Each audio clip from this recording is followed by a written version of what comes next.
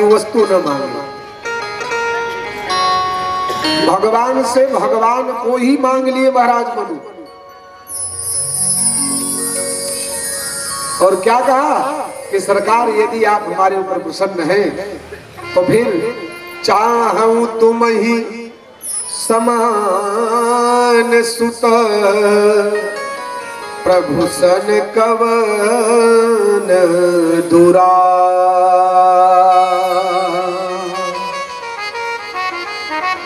और मेरे प्रभु एव मस्तु करुणा निधि बोले। भगवान ने एव मस्तु कह दिया। उसके बाद मेरे प्रभु सोचने लगे कि एव मस्तु तो कह दिया पर इनके यहाँ जाएगा कौन? मेरे जैसा तो कोई दूसरा है नहीं, किसको भेज दूं इनके यहाँ?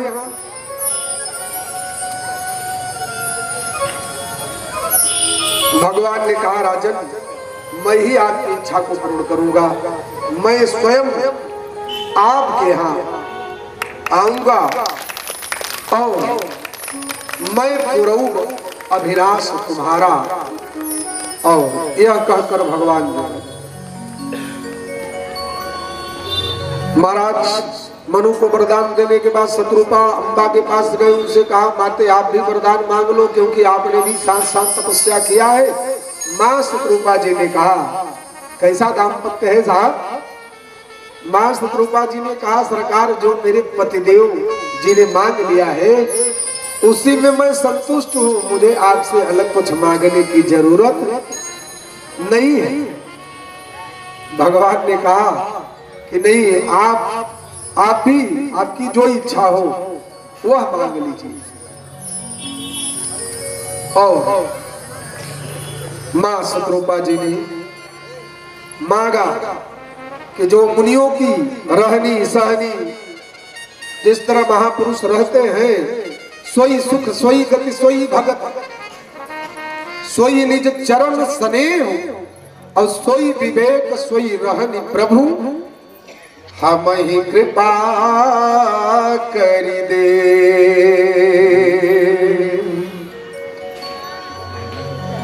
भगवान जब जाने लगे तो महाराज मनु ने कहा सरकार एक वरदान और दे दो। तो भगवान ने कहा कि दूसरा वरदान भी आपको चाहिए? महाराज मनु ने कहा हाँ हमको दूसरा वरदान भी चाहिए। बोले वो दूसरा वरदान क्या है? तो महाराज मनु ने कहा कि सुत बीसई का मोही कह सबको सुत बीसई का मोही कह सबको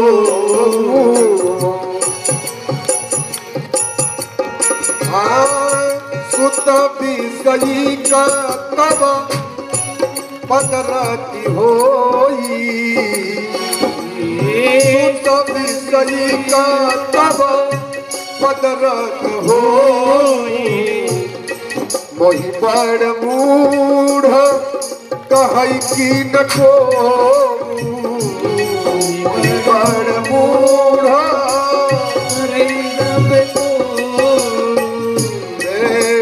मन बिनु मानी जिन जल बिनु मीना मन बिनु मानी जिन जल बिनु मीना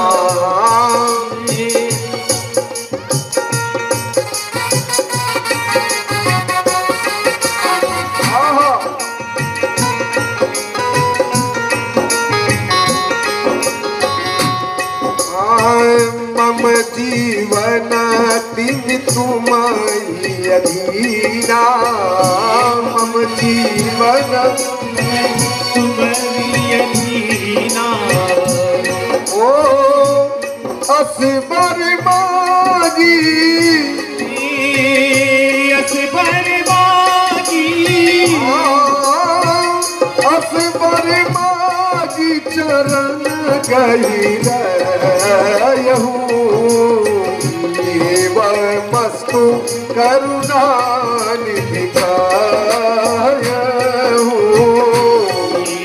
मस्तु करुणा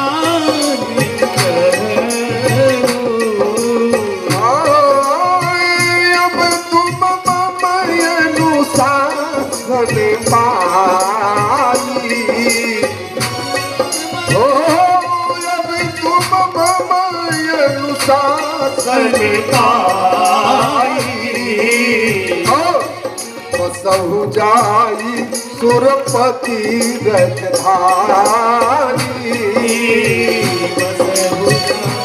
सुरपति रजधानी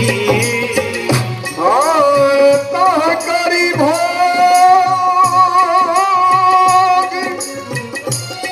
विशाल पात गए कछुकाल पुनी होई हम अवध भुआ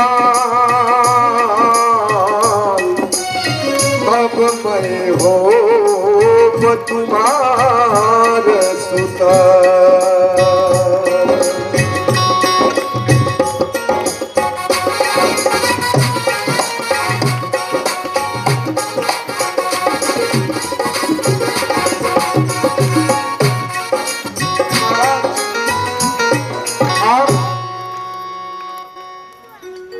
मेरी गति क्या होगी उस पर ध्यान मत दीजिएगा। सुत विषयिक मोहि का सबको, भले लोग मुझे कहे इतने बड़े ज्ञानी होने के बाद भी जो भगवान को प्राप्त कर लिया वह व्यक्ति पुत्र के मुंह में मर गया। यह अपयश हमको लगे तो लगे, लेकिन हे करुणा निधान, हे दीन बंधु, हे भक्तवत्सल, हे दीनों पर दया करने वाले दीनानाथ,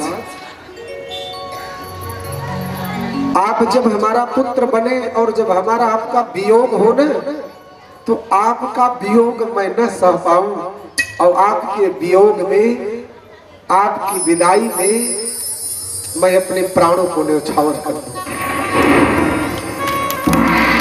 यह वरदान भी हमको दे दीजिए। भगवान ने मस्त कहा। फिर कहा राजन अब जाइए स्वर्ग में वास करिए, समय आने के बाद आप दोनों जन, आप मनु जी दशरथ बनकर और शत्रुपा अम्बा कौशल्या बनकर श्री अयोध्या में आपका प्रागट्य होगा, आपका आवागमन होगा। और समय आने पर मैं अपने वरदान को पूरा करने के लिए मैं आपके घर, आपके कुल में अवश्य ही मेरा अवतार होगा। यह वचन, यह वरदान परमात्मा देकर अंतर्ध्यान हो गए।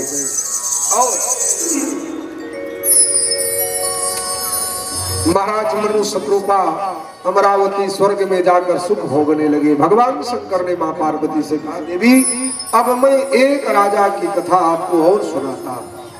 तो कौन सा राजा है? वह राजा है विश्व विदित कैकेयी, विश्व विदित कैकेय देशु और सत्यकेतु तह बसई नरेशु।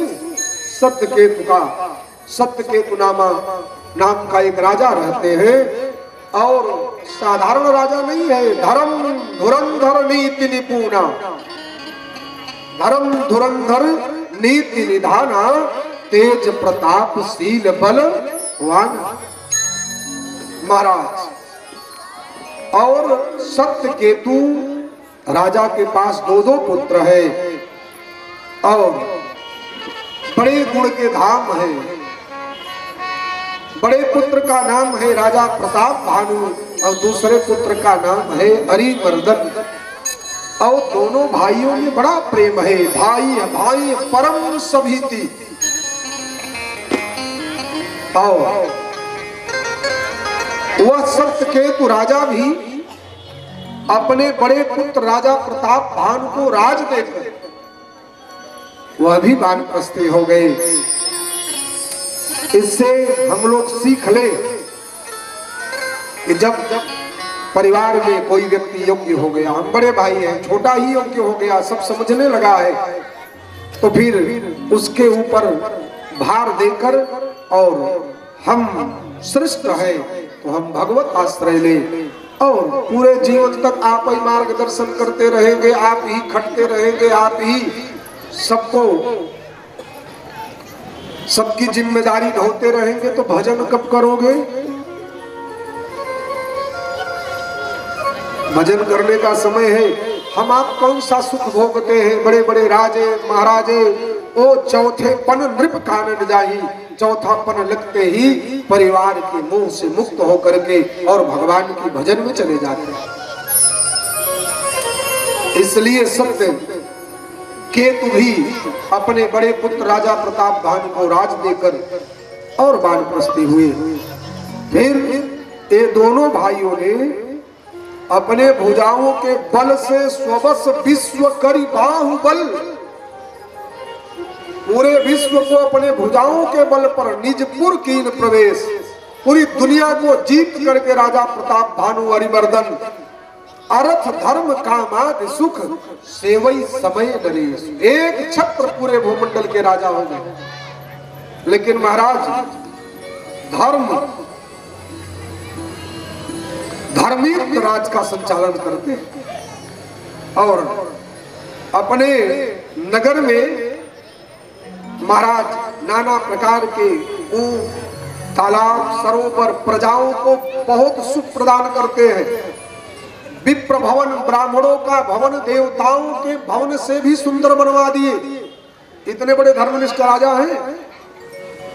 विप्र भवन सुर भवन सुहाए और सब तीर्थन विचित्र बनाए। जैसे अभी हो रहा है, सभी तीर्थों को सभी मंदिरों को महाराज प्रताप भानु ने पुष्ट किया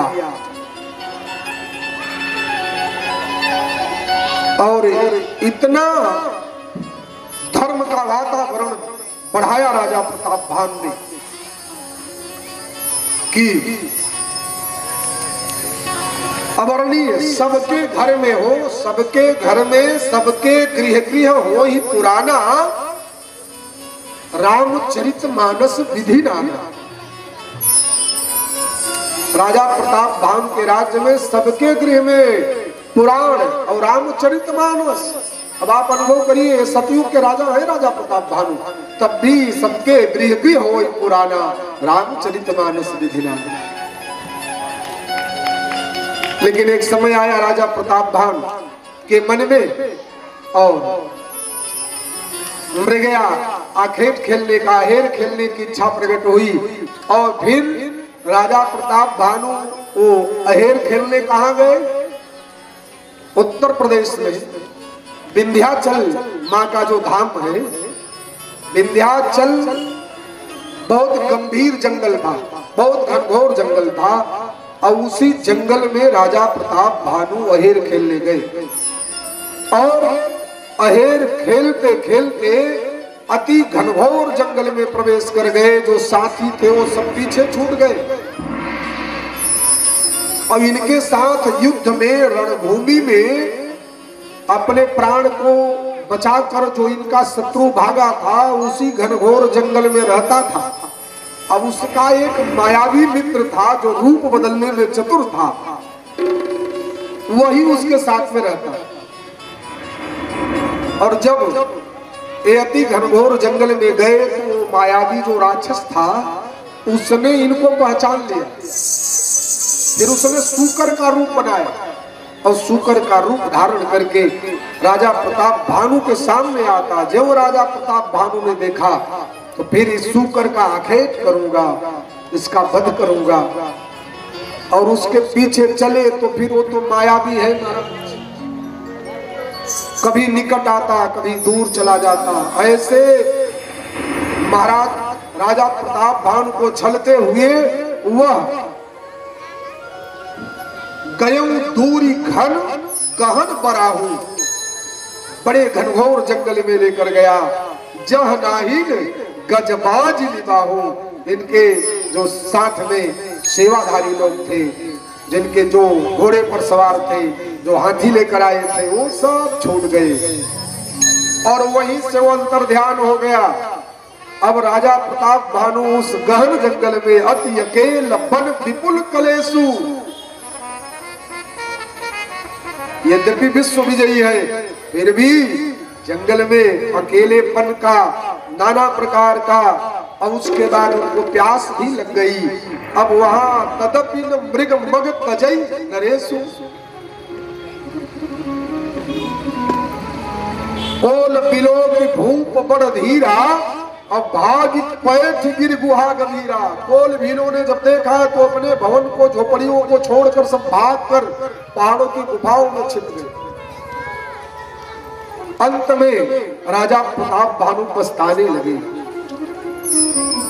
क्योंकि प्यास इतनी तेज लगी कि खेल खेद खिन्न क्षुधित तृषा, राजा पाजी नरे खोजत व्याकुल सरित सर, जल बिनु भयो अचे। महाराज प्यास के बिना, जल के बिना राजा मूर्छित हो गए और समय का अवसर पाकर वह जो मायावी राक्षस है वह अपने जो उसका मित्र है, जो कपट रूप धारण करके जंगल में साधु का रूप बनाकर रहता है, उसके पास गया। राजा अपने को संभाले, घूमते फिरते किसी तरह लड़खड़ाते हुए राजा उसी के सानिध्य में पहुंच गए और उसने राजा प्रताप भानु को पहचान लिया। लेकिन राजा प्रताप भानु उसको नहीं पहचान पाए। और उस कपटी मुनि ने महाराज प्रताप भानु से पूछा कि को तुम अहम, आप कौन हो? को तुम कस बन फिर ही अकेले, और सुंदर जुबा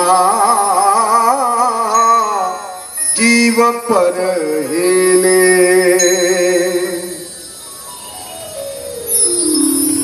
बहुत बड़े योद्धा थे राजा प्रताप भानु, अपने को संभाला। उस कपट मुनि ने कहा, आप इतने सुंदर है, युवा है, और आप अपने प्राण को क्यों गंवाना चाहते हैं? मैं तो देख रहा हूं बेटा, चक्रवर्ती के लक्षण तो रे देखत दया लागियति मोरे।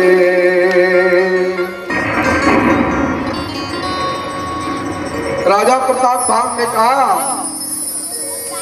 कि फिरत यहेर परे मुँह भुलाई, फिरत यहेर परे मुँह भुलाई, जानत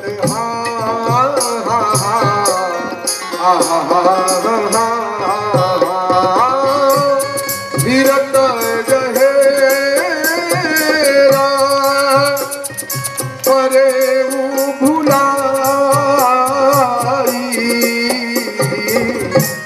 फिरत यहेरा परे मुँह भुलाई, बड़े भाग पद देखे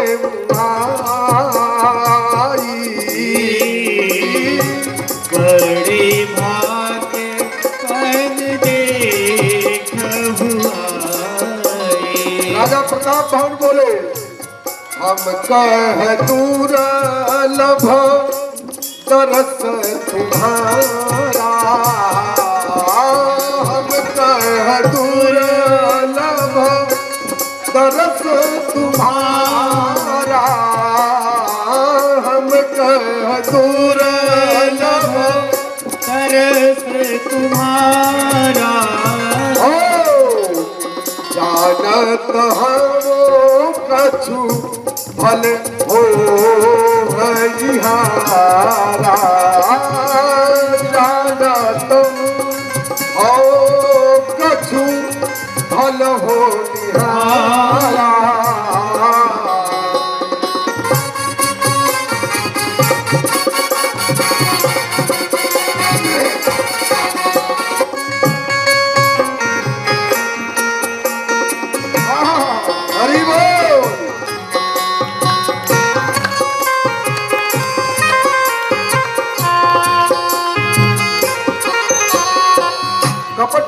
बोला, क्या बोला?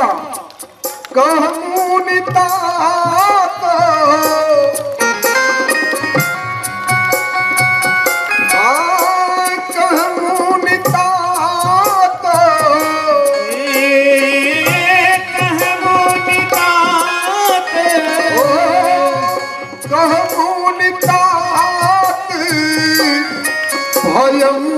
धियारा कहमुनितात भयं धियारा कहमुनितात भयं धियारा कहमुनितात ओ भयं धियारा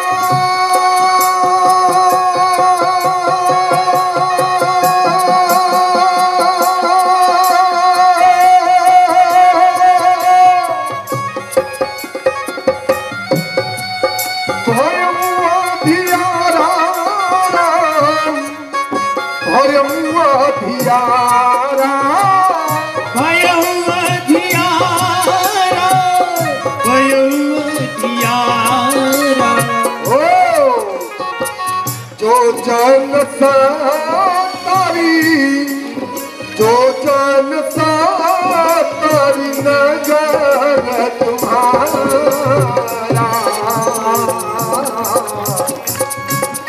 जो जन सातारी नगर तुम्हारा नगर तुम्हारा नगर तुम्हारा कहमुनितात भयं धियारा कहमुनितात भयं धियारा जन सतर नगर तुम्हारा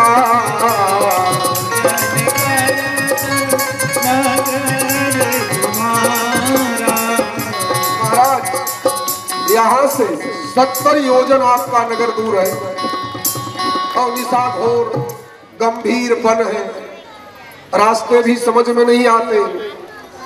आपसे तो मेरी प्रार्थना या मेरा आदेश यही है कि आज यहीं पर रुक जाओ,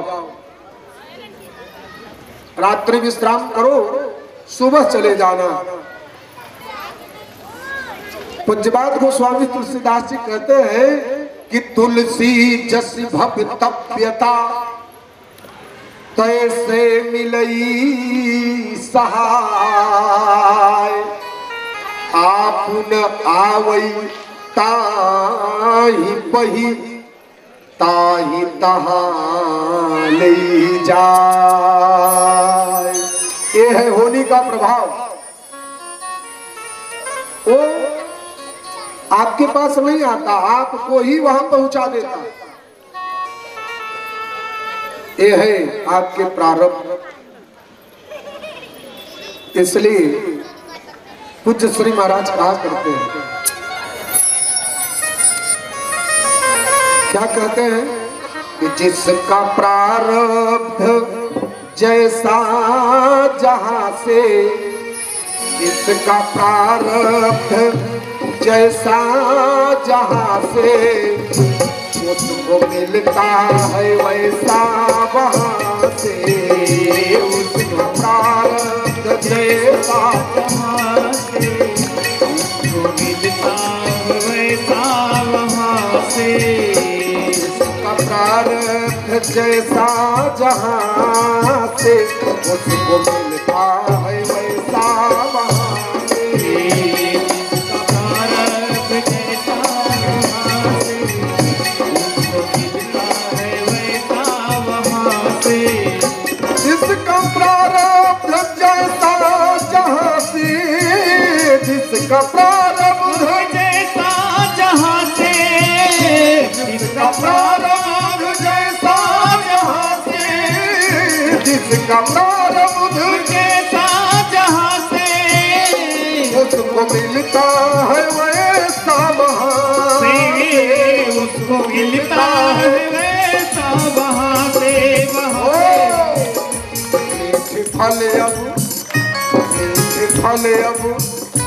मीठे फल अब लगेंगे कहाँ से, मीठे फल अब लगेंगे कहाँ से, बीज कड़वे तो वो ही दिए हो, बीज कड़वे मीठे फल अब लगेंगे कहाँ से, बीज कड़वे तो वो ही दिए हो।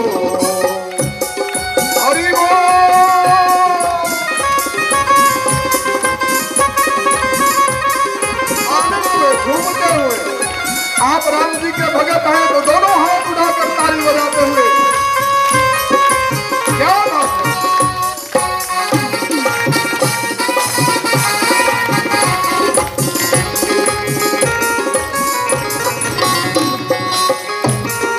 हरि बोल।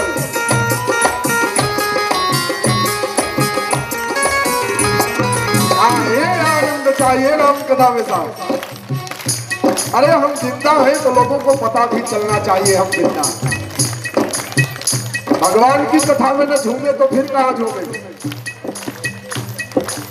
ये किसी व्यक्ति विशेष का दरवाजा नहीं।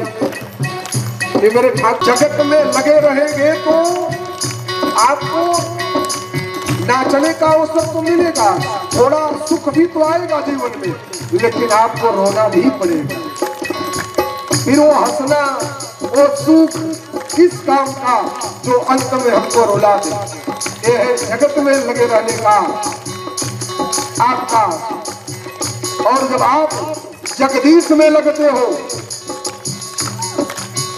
जब इनमें लगते हो ना, इनके शरण में जाने वाला व्यक्ति पूरा जीवन हंसता ही रहता है। यहाँ रोने का विधान ही नहीं है साहब।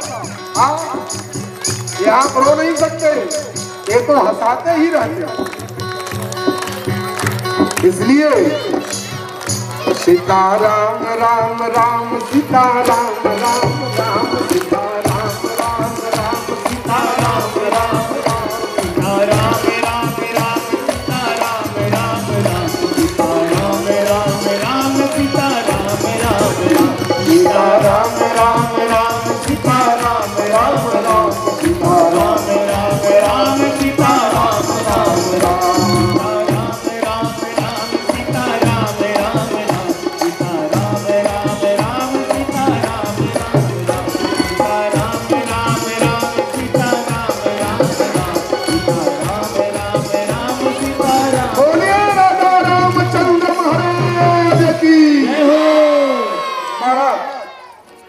राजा प्रताप धाम ये जो प्रतीक्षा है यही आपको ऐसे दुख के भंवर में डाल देता है कि आपका कुछ बचता नहीं। राजा प्रताप भान पूरे विश्व का राजा है, सब पर विजय प्राप्त किया, लेकिन फिर भी उस कपट मुनि से कहता है, यही देखिए इतनी ऊंचाई पाने के बाद भी वह व्यक्ति की भूख नहीं मरी और कहा हम इस दुनिया में कोई हमसे दो दो हाथ करने वाला नहीं है। तो उस कपट मुनि ने कहा आप चाहते क्या? कहा हमको ऐसा प्रदान दे कि 100,000 वर्ष तक हमारा आधिपत्य ऐसे ही कायम रहे। कपट मुनि मुस्कुराया, कहा आपको पता नहीं जो आया है सो जाएगा, राजा रंग फकीर कोई विमान पर चढ़े चले, कोई बधे जात जंजीर। महाराज 100 वर्ष मैं ऐसे ही राज करता रहूं। कपट मुनि ने कहा राजन इसके लिए एक विधान करना पड़ेगा, उस रहस्य को मैं जानूंगा आप जानेंगे। और याद रखना मेरे आपके बीच में छठे व्यक्ति के कान में मेरे शब्द जाते ही जो मैं आपको बता रहा हूं ये शब्द जाते ही आपका सर्वनाश हो जाएगा, आपका विनाश हो जाएगा। इसलिए आप अपनी पत्नी को भी मत बताइए। राजा प्रताप भान ने कहा कि महाराज अब मुझे आदेश दीजिए। कपट मुनि ने कहा बहुत दुर्गम मार्ग है आपका राजन, 70 योजन यहाँ से आपका भवन है और आप विश्राम करिए। मैं अपने योग बल से आपको आपके घोड़े सहित आपके नगर में नहीं, घोड़े को घुड़साल में बंधवा दूंगा और आपको आपके सैन्य कक्ष में पहुंचा दूंगा, आपको पता नहीं चलेगा। राजा को लगा कि भगवान कपट मुनि को कहा हे आप कैसे कर सकते हैं। उसने कहा यह हमारे तप का प्रभाव है और तप के प्रभाव से मैं आपको पहुंचा दूंगा। अंत में राजा ने विश्राम किया और उस काल केतु को बुला करके और रातों रात उस मायावी राक्षस ने राजा को राजा के महल में उनके पेड़ पर सुला दिया और घोड़े को घुड़साल में बांध दिया। जब नेत्र खुला सुबह हुआ तो राजा सोचने लगे हा ये कितने बड़े महापुरुष हैं, कितनी बड़ी योग शक्ति इनकी है कि हम बिना श्रम किए हम अपने महल को आ गए। फिर जो उस कपट मुनि ने बताया था विधान अपनी पत्नी को भी नहीं बताया, परिवार को भी नहीं बताए और वह कहा था राजन मैं तुम्हारे नगर में आऊंगा और मैं रसोई बनाऊंगा। उस रसोई का जो अन्न है जब माने ब्राह्मण जब भोजन करेंगे आपके यहाँ, केवल आप ब्राह्मणों से डरते हैं बस और आपका ब्रह्मा विष्णु भी कुछ नहीं कर सकते, लेकिन ये ब्राह्मण से आपको भय बना हुआ है, ब्राह्मण आपको समाप्त कर सकता है। इसलिए ब्राह्मण को जीतने के लिए मैं रसोई बनाऊं और फिर पूरे दुनिया के ब्राह्मणों को निमंत्रण दो और वो ब्राह्मण आकर जो ब्राह्मण आपके यहाँ भोजन कर लेगा वो ब्राह्मण फिर आपके विरोध में कभी खड़ा नहीं हो पाएगा। इस तरह पूरे दुनिया के ब्राह्मण और उस ब्राह्मण कोई ब्राह्मण नहीं आ उस ब्राह्मण के यहाँ वो दूसरा ब्राह्मण भोजन करेगा तो वह भी आपका दास बन जाएगा। ब्राह्मणों को वश में करने के लिए राजा प्रताप भान को सलाह दिया। वो उनका शत्रु है कपट मुनि, वो जानता है ये राजा प्रताप भान इतने धर्मनिष्ठ राजा हैं, इनका विनाश ब्रह्मा विष्णु अन्य कोई नहीं कर सकता। इनके पास धर्म की और पुण्य की इतनी पूंजी है कि वह पुण्य के सामने कोई टिक नहीं पाएगा। इसलिए इनका बैर ब्राह्मणों से करा दिया जाए और ब्राह्मण से जब बैर होगा और ब्राह्मण श्राप दे देंगे तब इसका विनाश हो जाएगा। अंत में वह उनके उपरहित का हरण किया। राजा प्रताप भान के उपरहित का नाम है धर्म रुचि और हरण करके उनके भवन में आता, रसोई बनाता, ब्राह्मणों को निमंत्रण दिलवाता और ब्राह्मण आके भोजन करने के लिए। और जब भोजन परोसा जाता और भोजन परोसने पर जब ब्राह्मण लोग उस ग्रास को अपने मुख में डालना चाहे और तभी एक कड़कड़ाहट की आवाज हुई, घोषणा हुई, आकाश मंडल में बिजलियां तड़तड़ा उठी और आवाज आई सावधान सावधान सावधान।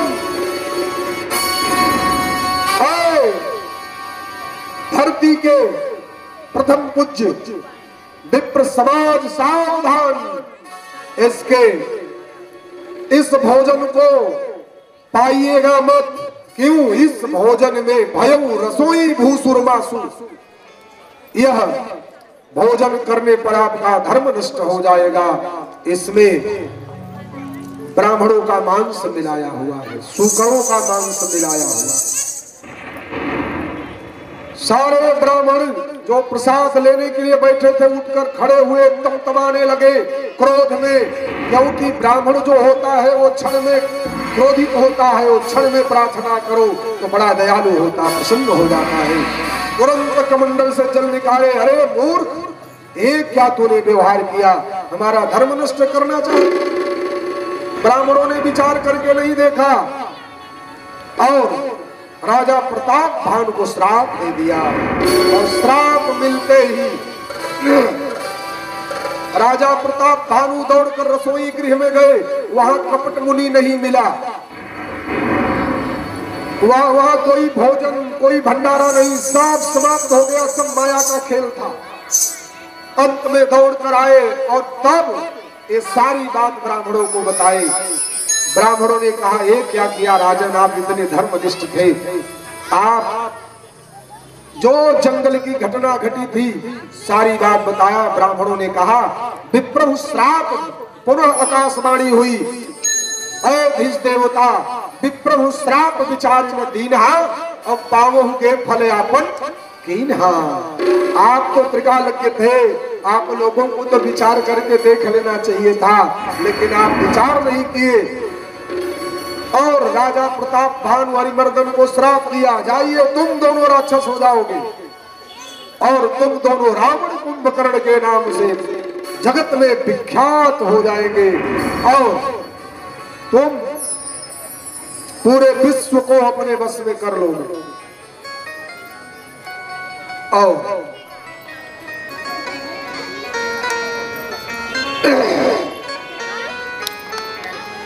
जब यह श्राप उस कपट मुनि जो जंगल में है कालकेतु ने सुना तो सभी राजाओं को निमंत्रण दे दिया। क्यों? अब इसको श्राप मिल गया है, अब इसको रणभूमि में बड़ी सरलता से जीता जा सकता है। श्रीमद् भागवत में एक प्रसंग आता है, जरासंध जब 16 बार भगवान कृष्ण से रणभूमि में हार गया, तब उसने ब्राह्मणों को, आचार्य चरण को बुला करके बहुत बड़ा अनुष्ठान किया अपने विजय के लिए। और ब्राह्मणों ने जब यज्ञ संपन्न किया, आशीर्वाद दिया, तो राजा जरासंध पुनः भगवान कृष्ण से लड़ने के लिए आया। भगवान विचार करने लगे कि ये पृथ्वी के देवता और ये जो मेरे भक्त हैं, इन लोगों ने आशीर्वाद दे दिया है, अब इनके वचनों को तो हमको पूरा ही करना पड़ेगा। इसलिए 16 बार जीतने के बाद भगवान 17वीं बार रण छोड़कर भाग गए। ये है विप्र आशीर्वाद का बल। भगवान रण छोड़कर भागे और अपनी योजना बनाई, द्वारिकापुरी बसाए। उस समय काल एवं साथ में आता है और राजा काल एवं साथ में आया युद्ध में, और भगवान सारे स्थितियों का दर्शन करते हुए भागे और भागते भागते भगवान प्रभु जब भागने लगे तो कालेवन ने ललकारा, अरे ग्वाले कहां भाग कर जा रहा। भगवान भागते भागते गुफा में प्रवेश कर गए। वहां मुचकंद नाम के महापुरुष तपस्यारत थे। भगवान गए और अपनी पीली पीतांबरी उनको उड़ाकर और कोपरे में छुप गए। एक काल एवं पहुंचा है वहां पर महाराज और कहा, अरे ग्वाले रणभूमि से भाग कर यहाँ आकर बको ध्यान लगा रहे, और तुरंत चरण से प्रहार कर दिया। जिसको भगवान नहीं मार पाए वो एक भगत के नेत्र खुले। मुचकंद महाराज के नेत्र खुलते ही और कालेवन पर दृष्टि गई और कालेवन जलकर भस्म हो गया। ये है भक्तों का प्रभाव, ये है भक्ति की गति। और यह रावण जो है रावण रूप में अवतार हुआ और विशस्त्रवा का पुत्र बनकर रावण कुंभकर्ण विभीषण इत्यादि का जन्म हुआ। और जन्म होने के बाद बड़ा ही सात्विकी विचार से रावण का रहन सहन रहा और विश्वामित्र के सानिध्य में उसकी शिक्षा दीक्षा, विशस्त्रवा महाराज के सानिध्य में शिक्षा दीक्षा पूर्ण हुई। फिर बड़ा तपस्वी और तब के प्रभाव से ब्रह्मा भगवान शंकर को अपने बस में किया। अनेकों बार पुष्प की तरह अपने गले को काट कर भगवान शंकर को चढ़ा दिया।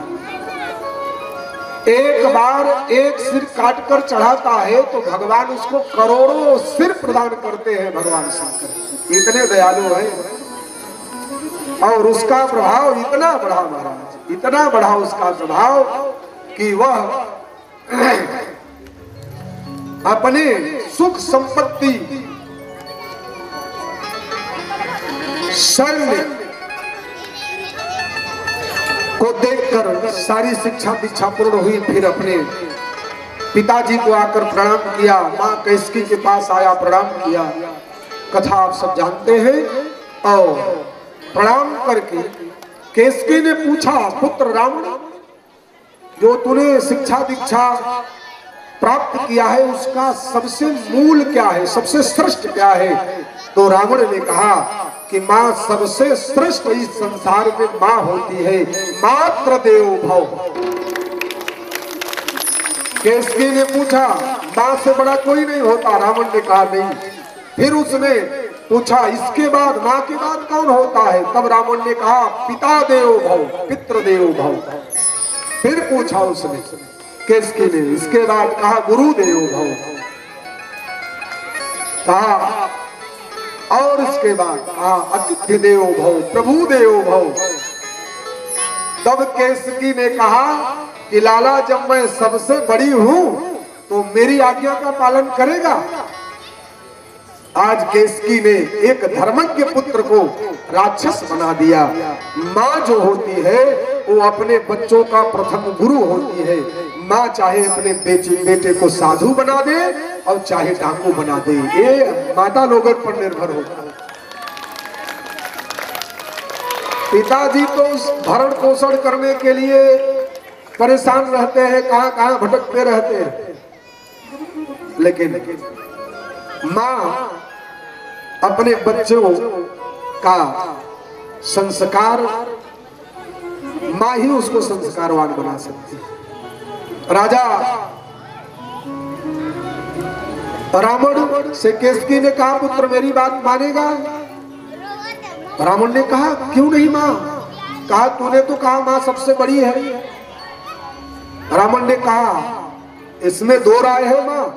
तो कैसकी ने कहा कि लंका का राजा कुबेर है, लंका का राज छीन ले। रावण ने कहा, माँ कुबेर हमारे बड़े भैया है और बड़े भैया राज करते हैं तो फिर उसमें क्या दिक्कत है? कहा नहीं, ये मेरा आदेश है। रावण कुबेर के पास गया, कहा भैया लंका हमको दे दो। कुबेर जी बड़े प्रसन्न हुए। कुबेर जी को लगा कितना विद्या अध्ययन करके चारों वेद 6 7 18 पुराण का ज्ञाता है और धर्मनिष्ठ है। अपने तप के प्रभाव से, सत्कर्म के प्रभाव से ब्रह्मा शंकर को प्रसन्न किया है। तो इसको राज देने में क्या है? रावण को कहने में समय लगा होगा, लेकिन कुबेर को सिंहासन छोड़ने में समय नहीं लगा। कुबेर जी रावण को राज देकर अलग अलकापुरी बसा लिए और वहां कैसकी ने देखा कि दोनों भाइयों में युद्ध नहीं हुआ, लड़ाई नहीं हुई, क्योंकि कुबेर जो है वो दैविक संपत्ति है। कुबेर देवताओं के कोषाध्यक्ष है। देवासुर संग्राम आरंभ नहीं हुआ। कैसकी को लगता है कि अब राक्षस समाज का विकास होना चाहिए, प्रभाव बढ़ाना चाहिए। इसलिए कैसकी ने दोबारा आदेश दिया रावण को, पुत्र तूने लंका तो प्राप्त कर ली, लेकिन कुबेर के पास एक पुष्पक विमान है, उसको छीन ले। मां की आज्ञा हो गई। रावण कुबेर के पास गया, कहा ये पुष्पक विमान हमको दे दो। तो उस समय उन्होंने कहा कि नहीं, ये पुष्पक विमान मैं नहीं दे सकता। बोले क्यों? बोले हमारा नहीं, ये देवताओं की संपत्ति है। तो रावण ने कहा मुझे चाहिए, मेरी माँ की आज्ञा है। फिर दोनों भाइयों में युद्ध होता है और उस युद्ध में रावण कुबेर को बंदी बना लेता है और पुष्पक विमान लेकर लंका में चला आता है। इस तरह शुभ आचरण कतहु नहीं हुई। और कहीं जो है शुभ आचरण में जगत में त्राही त्राही मच गई। त्रैलोक में पृथ्वी माता को सारे देवता पृथ्वी माता कहाँ गए? ब्रह्मा जी के पास। और ब्रह्मा जी के पास रावण का प्रभाव इतना बढ़ा महाराज, चलत दशानन डोलत अवनी। रावण के चरण के प्रभाव से पृथ्वी हिलती है, मुख के बल से देवताओं की स्त्रियों के गर्भ गिर जाते। रणभूमि में जब इंद्र देवताओं से युद्ध करता, सीने का प्रहार जब ऐरावत हाथी पर करता है तो ऐरावत हाथी भी धराशायी हो जाता। मुझे बोले विश्व वश्य करी राक्षसी को न स्वतंत्र मंडली गजनु रावण राज्य करे शंकर। सारे देवता गए। ब्रह्मा जी ने कहा कि मैं आप लोगों की रक्षा नहीं कर सकता। बोले फिर बोले चलो शंकर भगवान के पास, जिनका चेला है वही कुछ समाधान देंगे, क्योंकि रावण शंकर का चेला है। तो चलो उसके गुरु के पास। सभा लगी। सभा में सारे देवताओं ने अपना अपना विचार प्रकट किया। देवताओं ने विचार किया, पूर्व वैकुंठ जान कह कोई, और को कह पय निधि बस प्रभु सोई। भगवान कहाँ मिलेंगे? कोई कहता है वैकुंठपुरी में, कोई कहता है क्षीर सागर में। उसी समय भगवान शंकर उस समाज में थे और मां पार्वती से भगवान शंकर बोले, क्या बोले? कहा देवी उस समाज में मैं भी उपस्थित रहा।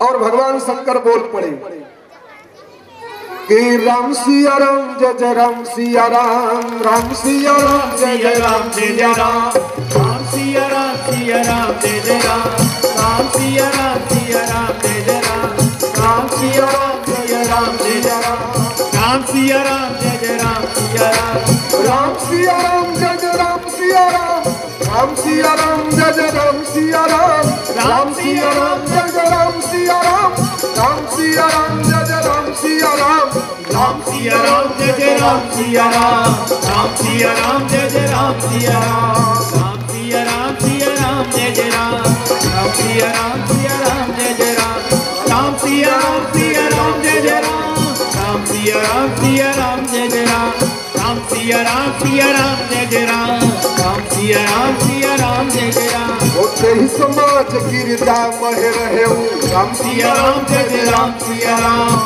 सिया राम जय जय राम सिया राम जय जय राम सिया राम, राम सिया राम जय जय राम सिया राम, प्रेमत प्रकट हो ही मैं जाना। राम सिया राम जय जय राम सिया राम, राम सिया राम जय जय राम सिया राम। हाय राम ही केवल, राम ही केवल प्रेम प्यारा, जानिने जन जानन हारा।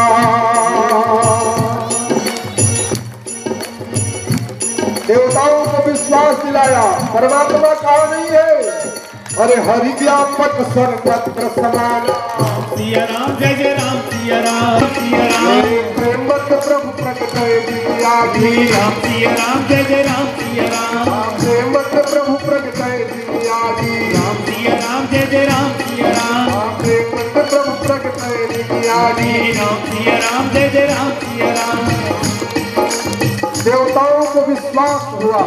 भगवान शंकर ने कहा अंतःकरण से एक बार पुनः प्रभु का शरणागति स्वीकार करके भगवान को पुकारिए। जब देवताओं ने भगवान को पुकारा जब आकाशवाणी हुई, क्या हुआ? ओ जन डर बहु मुनि सीधा सुरेता, जनि डर बहु मुनि सीधा सुरेता, महिला हरि हम कर देता।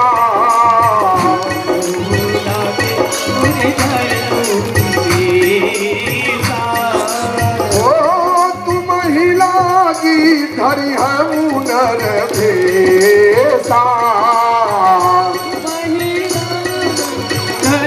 उमेशा महिला धरी हम नर भेषा महिला की उमेशा। महाराज भगवान की आकाशवाणी सुनकर देवता प्रसन्न हुए और देवता जब जाने लगे तो ब्रह्मा जी ने कहा, अरे स्वार्थी देवताओं कहाँ जा रहे हो? बोले अब क्या? अब तो महाराज भगवान ने आश्वासन दे दिया, आकाशवाणी हो गई। अब जब तक भगवान नहीं आते हैं तब तक हम पहाड़ों की कंदराओं में छुप छुप कर रावण के भय से, रावण के प्रभाव से बचते रहेंगे और जब भगवान आएंगे तो रावण का वध करेंगे, फिर हमारी समस्या का समाधान होगा। ब्रह्मा जी ने कहा, अरे देवताओं, वह ब्रह्म तुम्हारी समस्या का समाधान करने के लिए धर्म की हानि करने वालों का विनाश करने के लिए वह ब्रह्म मनुष्य बन रहा है और तुम अपने देव देह में ही रहना चाहते। आप सब भी बंदर बन जाओ और जब बंदर बनोगे तभी आपकी रक्षा होगी, क्योंकि मैंने रावण को वरदान दिया है। उस वरदान में वो 3 को छोड़ा है। रावण ने वरदान मांगा था ब्रह्मा जी से, हम काहू के मरहि न मारे और बानर भालू मनुज दुई बारे। मनुष्य बंदर भालुओं को छोड़कर बाकी हमारी मृत्यु अन्य किसी से न हो, इसीलिए इसी तन में सुरक्षित रहोगे। ब्रह्मा जी के कहने में समय लगा, लेकिन देवताओं को बंदर बनने में समय नहीं लगा। इसलिए आइए, भगवान के प्रकट होने का समय आया और वह स्थिति को ब्रह्मा जी ने जाना। सारे देवताओं को लेकर ब्रह्मा जी आकाश मंडल में आ गए। अब ब्रह्मा जी आए, फिर स्तुति आरंभ कर दिए देवता कि सब देव चले, सब देव चले, महादेव चले, देव चले, महादेव चले, सब देव चले, महादेव चले, लैल झुलन के हार रे, आवो रामा नागरिया। सब देव चले, महादेव चले, नए नए झुलन के हार रे, आवो रामा नागरिया। हाथ उठा के ताली बजाते हुए भगवान के आने का समय निकट आ रहा है। अति आनंद में सब देव चले, महादेव चले, लैल झुलन के हार रे, आवो रामा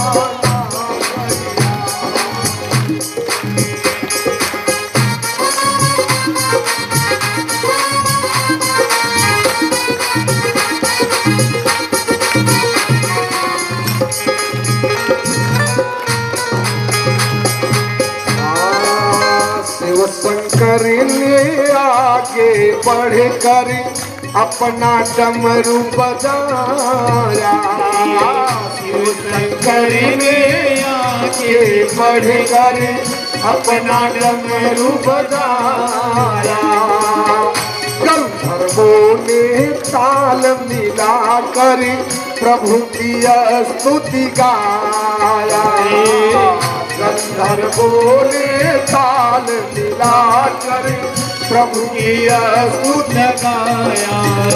सब हरसी रहे, सब हरसी रहे, मेघ बरसी रहे, अमृत सरस फुहार रे, आवो रामा नागरिया। सब हरसी रहे, फूल बरसी रहे, अमृत की सरस फुहार रे, आवो रामा नागरिया।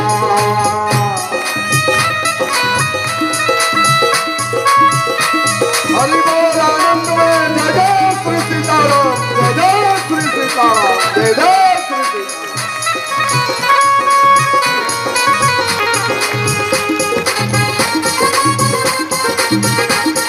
आनंद में झूमते हुए बोलिए राजा रामचंद्र भगवान की।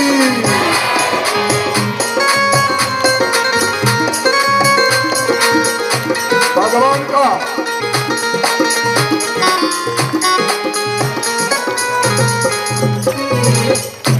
परमात्मा का आने का समय हुआ। अब सब लोग सावधान। नवमी तिथि मधुमास पुनीता शुक्ल पक्ष हरि जी हरि प्रीता।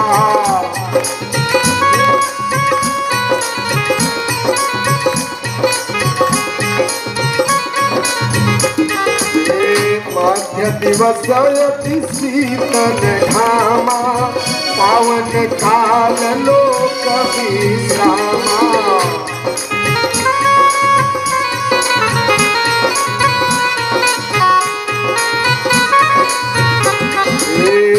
स्तुति करहि नाग मुनि देवा स्तुति करहि नाग मुनि देवा बहु विधि लावहि निज निज सेवा।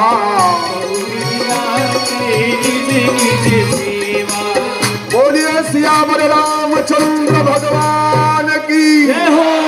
बधाई हो बधाई हो बधाई हो। आप सबको राम जन्म की बधाई हो बधाई हो। सो रसमूह विनती करी पहुँचे निज निज धाम।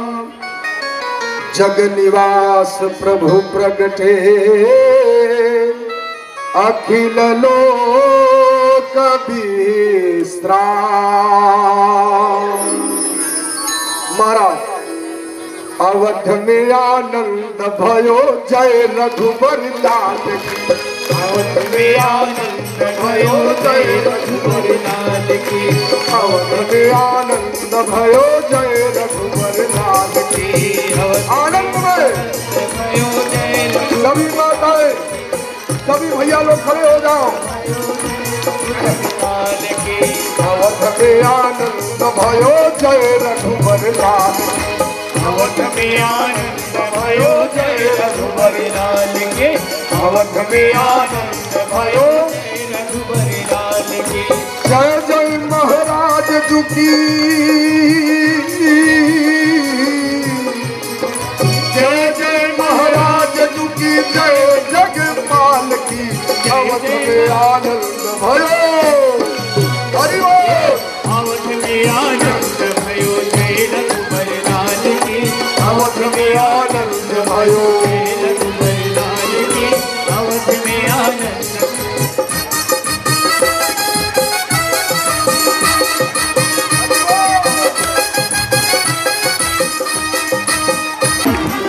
शुभ महोत्सव यह सभी राम भक्तों का परम आनंद का समय चल रहा है।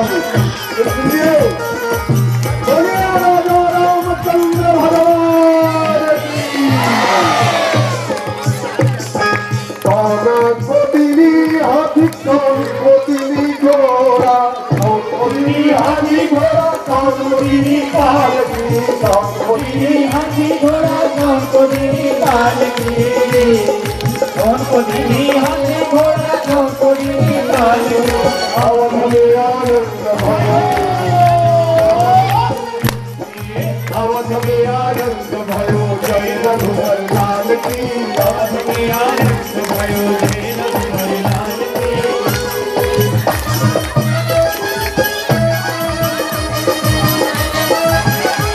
हरि बोल।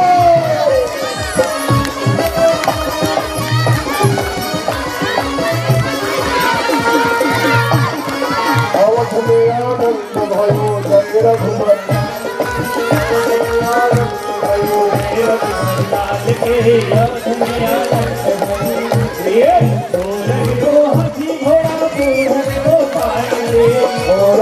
हाथी घोड़ा पूरन को पाले।